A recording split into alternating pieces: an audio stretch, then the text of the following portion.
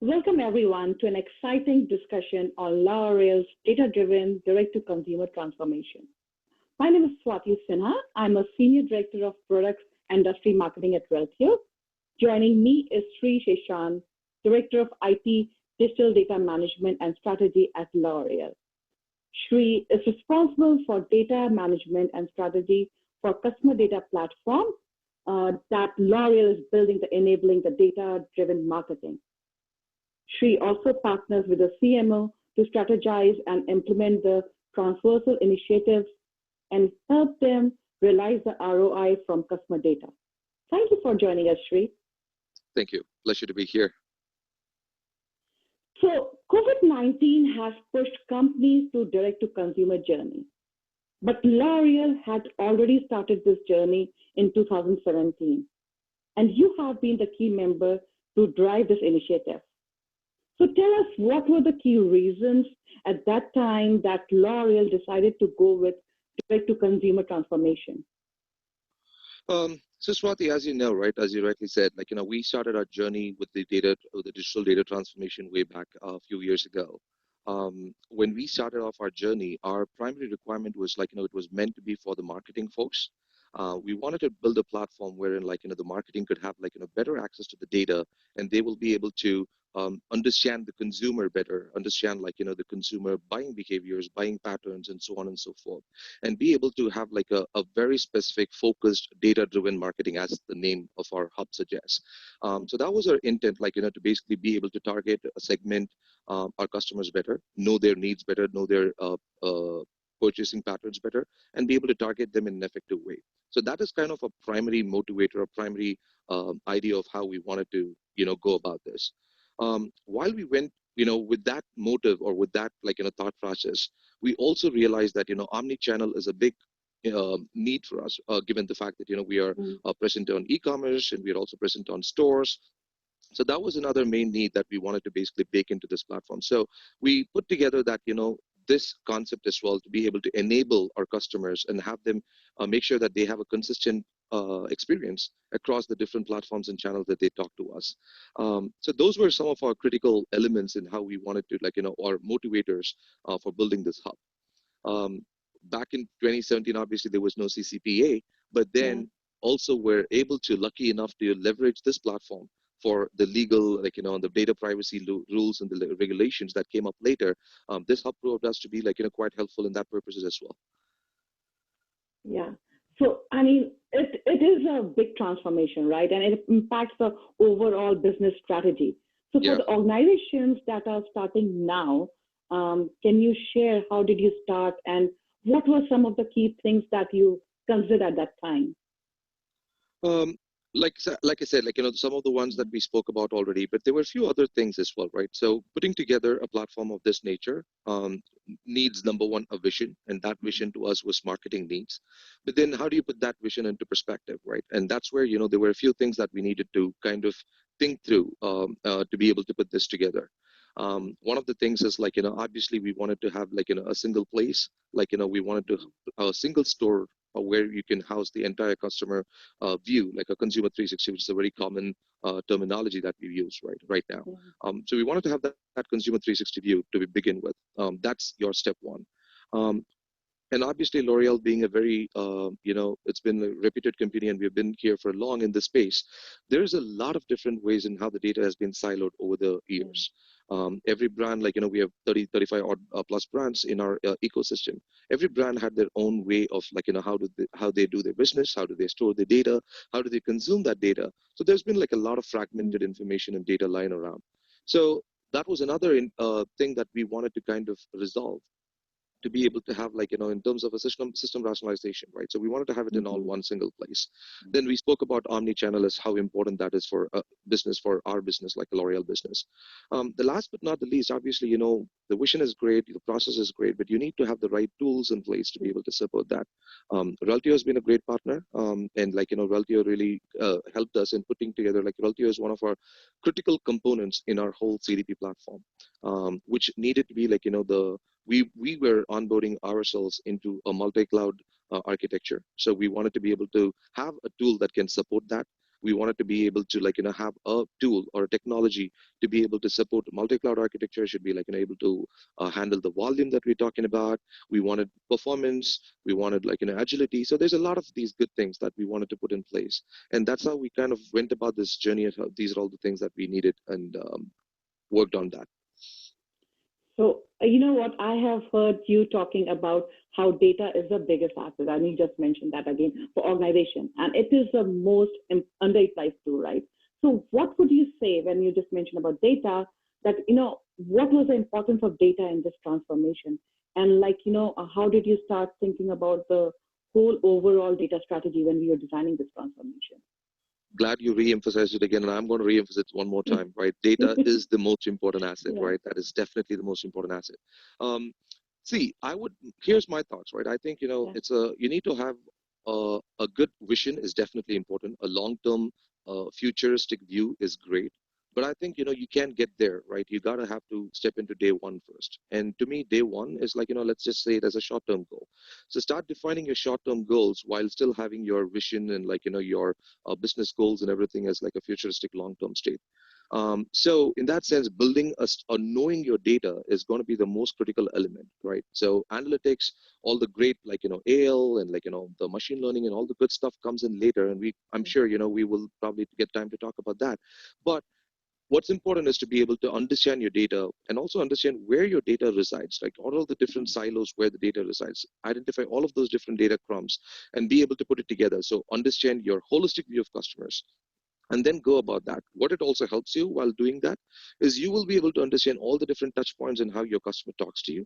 And you will also be able to really put together a holistic consumer journey of how a person transform from being a prospect to a customer, and to become like a loyalty member. So that's kind of, those are some of the critical elements in my opinion that somebody who's doing it now should look at. Yeah, yeah. And so, how is this data? I'm sure that as you mentioned, the data was in the silos, and now you got it together.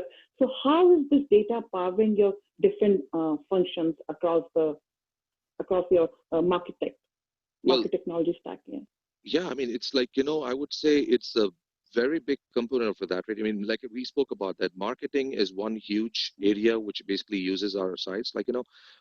It's basically while doing these things, we basically were able to capture a lot of insights, and that helps us to have consistent experiences. Now our application is being leveraged by all the marketing folks. It's being leveraged by the CCPA or the legal teams. Media Mm-hmm. team is using it, and then there's a lot of these brands wanting to do some quick tests, maybe small projects before they start venturing into the big projects. It's a one-stop shop for all, where people could come and get all of the necessary details that they are looking for, to either for their senior leadership purposes, or even for subsequent funding requests, and so on and so forth. So that's how this is not just becoming like a one store, but it's proving to be a store for the organization, a data store for the organization. That's wonderful. So, when you were selecting this customer data platform, right? What were some of the must-have criteria which you had in mind when you decided on this one? Um, so when we were looking at this, right, I think one thing we did anticipate is about the volume that we were going to get, and with that volume, we wanted to be on cloud for the natural purposes, be it being able to access the data from anywhere, agility or speed or flexibility, and so on and so forth. So that was our multi-cloud was one of our primary requirements, and we also wanted to embark on a SaaS-based model so that we really are leveraging the tool as effectively as we possibly can, which can blend in with other tools that we have within the CDP platform. So it was almost like a no-brainer at that point of time for us to go after like a product like Mm-hmm. Reltio. Like I said, Reltio is our critical element within the larger CDP platform that we use, but it's like a most critical element in there. So it became like a natural choice for us to go that way. And it was also the ease of integrating with the multiple different tech stack that is lying around in our CDP platform. And as you can imagine, user experience is a big thing, not just for our Yeah. external customers, but also for our internal customers, right? In that sense, the user adoption, that was also a critical element that we were looking at when we're trying to finalize a product of choice. And like I said, so far we've been happy with our choices. So it's really fascinating that the how L'Oreal is really disrupting the beauty industry. So, what are some of the positive business outcomes you have seen because of this whole transformation? Yeah. So the natural KPI rather is like, the new Yeah. customers or like the customer acquisition, right? So that's number one. And we also look at like, a typical inactive to active customers ratio as to how well or how effectively we're able to do that. Mm-hmm. Um, and and the next thing that we were able to do with like, obviously this whole data hub thing is, and this is quite popular within our business folks in L'Oreal, is like, we tend to come up with like, what we call it as a cross brand map, Mm-hmm. where we identify the customers that exist across multiple brands. And this provides an insight to also not just the particular brand, but also like the multiple brands who might be serving the same products, in terms of what those behaviors are, what those buying Mm-hmm. patterns are. So they're able to understand, like, what this person is present across 10 of our brands. He's purchasing from 10 different brands. So that was like, a major motivator for our brands to understand where their customers are shopping these days and how is their Mm-hmm. behavior, how is their buying patterns influence or help cross-sell or upsell their products. So that's one of the key indicators. For the last couple of years, a significant amount of effort has been put into in terms of rich data collection, and rich data to us basically mean beauty data.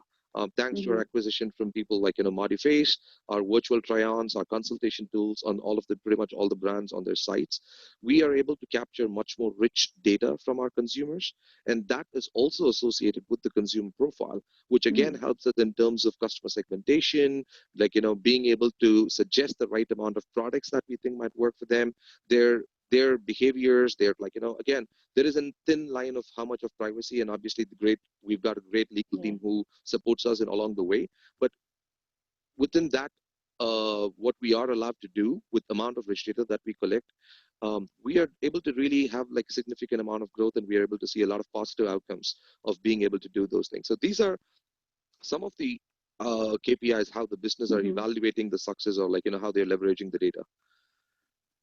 Okay, good to know. So, when you're talking about the rich data collection, are there any like internal KPIs you have seen that you have seen more profiles getting enriched with this data, or any other KPIs you have seen from? Yes. Yeah. Okay. Yes, we have, and thanks to that, again, like we were able to. What we have done is like Yeah. this consultations tools have been there forever, right? Obviously, we have Yeah. been doing Yeah. foundation finders, we've been doing consultation tools, but what we have not been doing before is about the consistent capture of data. The data is like for a simple example, black could be spelled as BLACK Yeah. versus Yeah. BLK, right? Yeah. So that consistency has also been, we've been able to bring that consistency, do the translation using wealthy RDM capabilities, and that Yeah. has basically presented us with like much more uh, consistent information available associated with the consumer profile, which helps us to activate upon them better. So that is a metric that we significantly track and helps Mm-hmm. the to basically, that has helped the business to come up with more of those foundation finders, come up with more of those Mm-hmm. virtual try-on kind of mechanisms, AL tools. So Yeah. that has helped us gain more insights about the customer, and has also helped in our sales and profit. Yeah, yeah, and I'm sure how the rich data is, how good quality data is, that always result into better decisions, right, in the business decisions. So Absolutely yes, right. definitely, yeah, yeah. So let's talk about the current market scenario, right? L'Oreal already had this transformation; they already had it. So when the COVID-19 hit, were there any new challenges, or was it easy to navigate through it?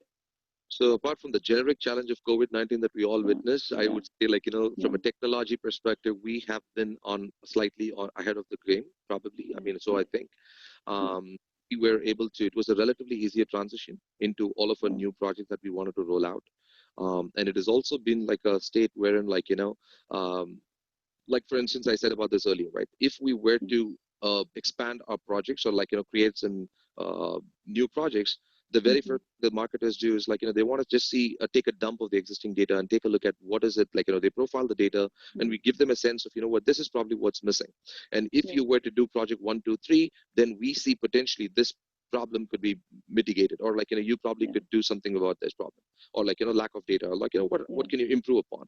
yeah, So number one, right there, to be able to having immediate access to the data is a huge help for us, yeah, and that yeah, help is by naturally, helped us transition into new projects and be able to take some quicker decisions in much more quicker amount of time. So in that sense, we've rolled out a few projects in terms of teleconsultation, and we've been able to, that's scaling the digital channels we offer in e-com has also been pretty good. But these combination of things has helped us to basically take some quicker decisions and adopt new projects. And again, that's one of the reasons why we had to pick up a tool that is scalable for us in future. Like I said, it probably is a good decision of what we've done with our ecosystem and stuff like that. Yeah, you know what? We have been hearing with all of our customers who have been like ahead, like visionaries like you guys, data innovators, I call them. They all were really easy because the scalable technology is what is required for being responsive in these times. So that was really good to hear that L'Oreal also had a similar experience. Yeah. So we are coming to the end of the session. So what will be your parting thoughts for the audiences? I think, the way thank you for such great questions. And I think, you've kind of lined it up in a way that I could summarize my key takeaways with all pretty much everything that we've spoken of so far, right? My first and foremost thing, and I keep repeating this in multiple different forums, and I'm going to continue doing that. Data is a biggest asset, right? And do not start with, I wouldn't recommend starting directly into having analytics and on the great stuff. Analytics is where we need to be, but let's focus on what you've got right now, understand what you've got, make sense of what all information you have. There might be, in at least in an organization like L'Oreal, we did not know of some of the data residing in some places. So we had to literally, when we put together the effort to put it all together, is when it made sense to us as of how much of data do we really know about our consumers, and what is it that we really need to additionally get to know about them. So building that, understanding your data is one really, really important component, and to me, that's the foundation. The next thing is yes, while you're working along the way, have a very clear picture of what is it that you're eventually wanting to get out of this hub, right? When we're talking about digital transformation, let's speak in English in terms of what that digital transformation truly means, and where is it that you'd like to see yourself in a year or 2 or 3. Big bang approach, in my personal experience, has not been very successful, and I would say we've got to take baby steps. Baby steps could be in any different ways, right? Obviously every company has to have their own definition of what that baby steps mean. It's always another philosophy that we follow in L'Oreal is crawl, walk, and run, right? We always start crawling first and then walk and then run. So that's the second thing. The third thing is, when you are putting together a foundation of this nature, of this magnitude, keep in mind that today your needs might be let's just say 20%, but then eventually you need to scale up to 100 or 150%. So think about the scalability aspect of it, right? Because that's going to be critical, right? Don't take a decision based on your requirements today, but think about what you would need to do in 3 to 5 years down the line. Pick the right tools. I guess obviously that goes without saying. That is fitting your ecosystem. For us, Reltio was helpful when in the larger scheme of things, and that works for us. You got to make your own choice of what is it that makes sense, looking at the pros and cons of every single tool out there. And the last thing is, this kind of goes with the big picture part of it. How are you going to measure your success? Right, the success measurement is going to be a very critical element, in my opinion, and that is going to ensure that you've got that ongoing tough decisions of finance and all those things, make it relatively easier. So that is kind of few of the things that comes to my mind. And I also want to add one more thing to this is I know you said I was a key member, but I would say it takes a village to build something like this, right? Thankfully, I had some great marketing teams, great brands, great legal teams, great technical supports, global teams. There's been a significant amount of people, and that has helped us to get to where we are. We still have a lot of distance to cover, but I think, in my opinion, I think these are some of the things that I would probably summarize it as very important things that the team, who is interested in listening to my talk today, could take away from this. And definitely, you touch a very good thing. It's a very important point. These whole transformations generally, because it's across for the whole organization, so it has to come with all the stakeholders. So yes, I completely agree. It takes the whole team and the whole organization to come together. I hope you guys enjoyed the discussion. Now let's move to our next session and let's take some audience questions.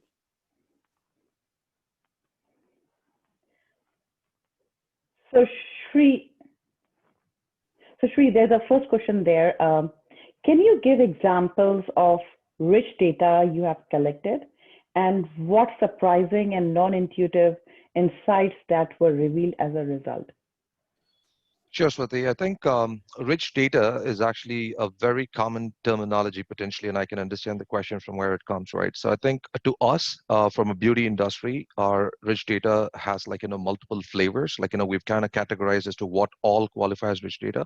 And one thing is, or the most significant thing is actually the beauty data. For instance, be it our hat tone color, be it your skin color, be it your hair color. So those are some of the examples of some of the rich data that we classify as such. And we basically wanted to go after them to be able to put together a stronger beauty profile of for our customers. So those are kind of, at least it should give you a good sense of what a beauty rich data should be. Now, surprising insights.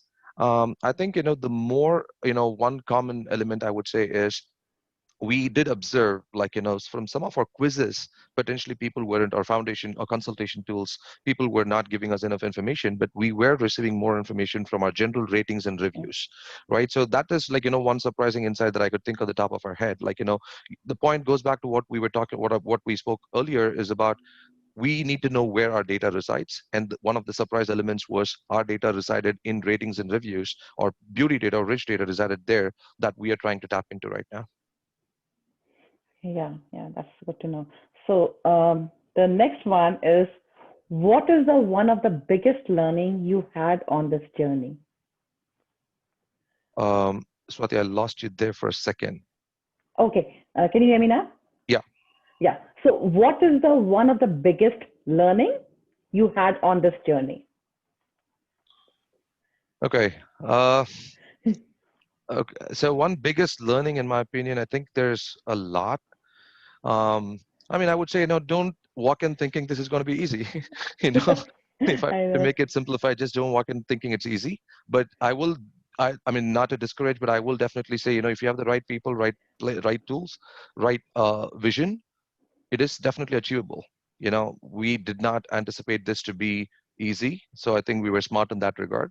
But we were also prepared to, need it, and with great teams working with us, my Mm. colleagues and extended teams, think we were able to manage it with the right process. And Yeah, and just hearing you out what you shared, I think maybe that's what, because you did the whole blue plan, kind of a long term, short term. Maybe that just helps you looking into it, proactively, that what are the challenges and making sure that you are working. So the next one is, so you mentioned about having a CDP solution. So in addition, was it in addition to Reltio, or how does Reltio enable the CDP? If you can touch yeah, upon that, yeah. so you know, uh, I know this is a very common theme across, right? I mean, Reltio is not, we're not using Reltio as a CDP platform, right? So we are using Reltio for mastering. Basically, Reltio is being used as an MDM tool, which sits in on the data hub. And the data hub has multiple different components, which is for MDM, we have this, Reltio, for other purposes, for be it for reporting, for analytics, for marketing, for campaigning, for campaign management. So we've got several other tools that basically has a specific function.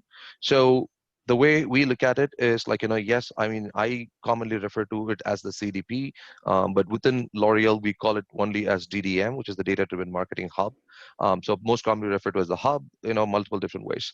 So the way I look at it is I think, it depends on, I mean, these days, I do see a lot of these CDP platforms coming up with their own mastering capabilities. Yeah. But again, we've also seen some limitations in those, right? It again, I think it depends on how do you want to really look at it. I mean, are you looking at MDM as a standalone function for many different functions within the organizations? Or are you looking at mastering as just one small element that you want to, or rather than saying mastering, if you want to just get rid of the duplicates or dedupe within many other CDP platforms. So I don't think there's a right wrong answer to it, and I don't think it can be something that can be summarized. It's more of you got to understand what these two really mean, and then put in perspective what makes more sense for you. Yeah. And, just wanted to add, there are a lot of our customers are way there. And I think you also mentioned that you use Redshift more as a data platform, which can go and feed in data to different applications. That's how we have also seen other customers who are using it. And in fact, all CDP also. So they feed data to CDP. So that's what we're seeing. So the next question is, maybe I can take this one, and then if you want, you can add to it. Customer attributes and data sources keep on changing with time. How easy it is to make changes in Reltio. So let me take a, so There are two parts to the answer. First, the value of attributes like opt-in and opt-out. So these can be done immediately by the business users via APIs or via formal workflow process. The second part is adding the actual attributes or the fields. So like, for example, if L'Oreal decides to launch a colored contact lenses, so now they want to add eye color to the profiles, right? This can be quickly be added via data modelers. So those how we relatively can scale quickly and help our businesses. Do you have to say anything, Sri, about it, or did you see anything? No, no. Oh, Okay. I think you're right on there. Yeah. So any other question? Maybe this is other one where maybe Sri, you can also add. So what makes Reltio scalable? Because you did mention a lot of time, maybe that's why this question. What makes Reltio scalable as compared to other MDM vendors? And that's a great question, and we often get it. So Reltio is a native SaaS platform built on the big data technology to be scalable at every level, including the UIs, storage, compute, API response, and throughput. Another key part which we again talk is scaling the information related to consumer. So Reltio also enriches the profile, as she was mentioning, that profile which is from omni-channel interactions, like data coming from web clicks, purchases, returns, call center, email, etc. And then you can also stream this data to the analytic environment, such as Google BigQuery or Snowflake or Apache for the critical answers and insights.